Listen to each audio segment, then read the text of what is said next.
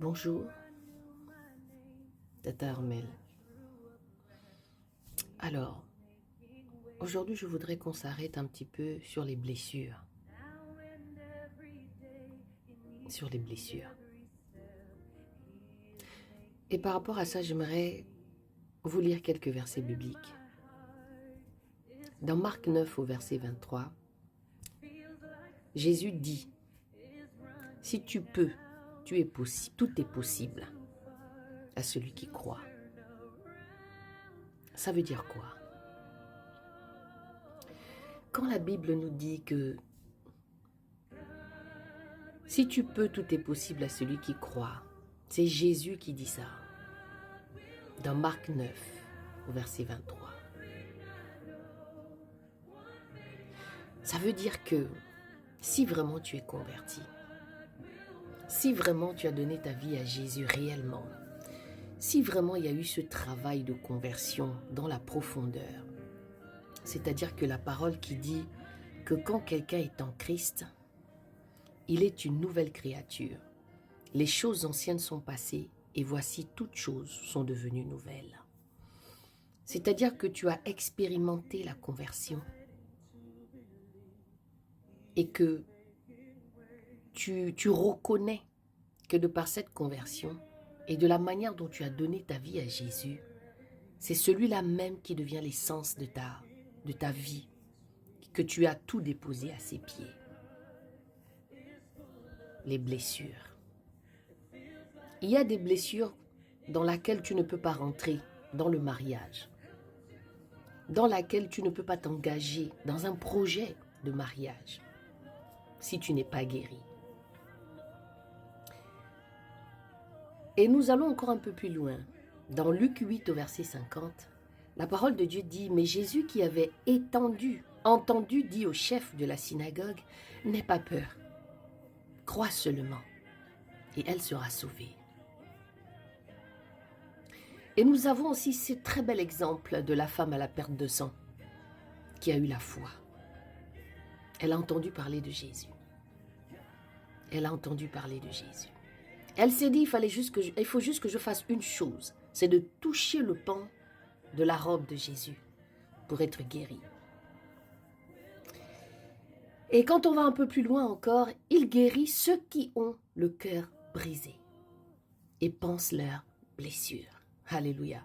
Et là, on est dans le psaume 143, au verset 3. Il guérit ceux qui ont le cœur brisé et pensent leurs blessures. Jésus. Quelqu'un parmi vous est malade, qu'il appelle les anciens de l'église et que les anciens prient pour lui, en lui appliquant de l'huile au nom du Seigneur. La prière de la foi sauvera le malade et le Seigneur le relèvera. S'il a commis des péchés, le pardon lui sera accordé. Jacques 5, 14, 15. Ici, quand vous regardez bien les versets que je viens de vous énoncer, ça parle beaucoup de la foi. C'est pourquoi j'aimerais te reposer la question ici. Est-ce que tu es réellement converti? Est-ce que tu es réellement converti? Il n'y a pas longtemps, je parlais encore des blessures, de viol. Et là, je vais encore reparler des blessures toujours. Des blessures qui nous empêchent d'avancer.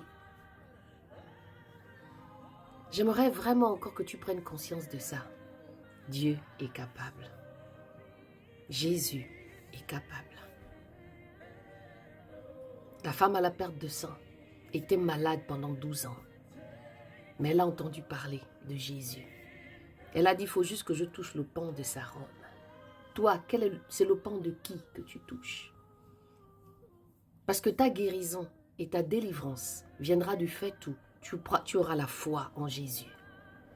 Tant que tu n'as pas la foi et que la parole que tu dis toi personnellement, que tu aimes Jésus, que Jésus fait partie de ta vie, que Jésus est celui qui t'a sauvé, tant que tu ne manifestes pas la foi en toutes les paroles que je viens de donner, tu ne seras jamais guéri.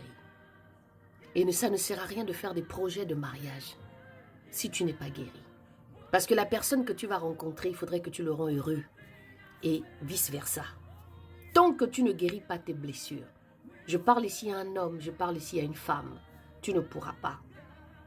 Tu ne pourras pas porter des fruits dans les engagements, dans les projets que tu voudrais faire. Moi, j'ai été une femme qui a subi la violence conjugale pendant 7 ans. J'ai laissé mon cœur devant le Seigneur. Je refusais d'être en relation avec un homme parce qu'il fallait que je sois d'abord guérie. Aujourd'hui, je suis prête. Je sais qu'il y a des blessures que le Seigneur va encore guérir à l'intérieur de ce mariage-là. Vous comprenez? Mais il faut prendre le temps. Il guérit ceux qui ont le cœur brisé et il pense leurs blessures. Commence à expérimenter cela. Et arrête de croire que le Dieu que tu pries, c'est un petit Dieu qui n'est pas capable d'aller toucher dans les jointures. Je vous ai lu ça hier dans Hébreu. Il est capable. Arrête de le sous-estimer. Arrête de croire qu'avec tes propres forces, tu pourras changer quelque chose. Tu vas changer à un temps déterminé, défini. Mais celui qui viendra tout enlever. Confie-toi en lui. Pardonne.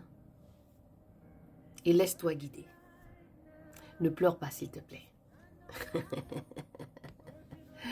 Que le Seigneur vous bénisse et qu'il pense vos blessures les plus profondes.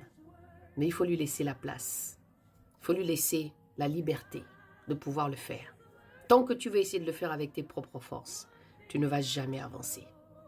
C'est un conseil de tata, hein, de mamie, de grande sœur, de petite sœur. Les paroles que tu as entendues, ce sont des blessures. La manière dont tu as été traité, ce sont des blessures. Mais tu ne peux pas venir en Christ et tu restes avec tout ça. C'est que tu ne veux pas que Dieu fasse un miracle dans ta vie, réelle et profonde.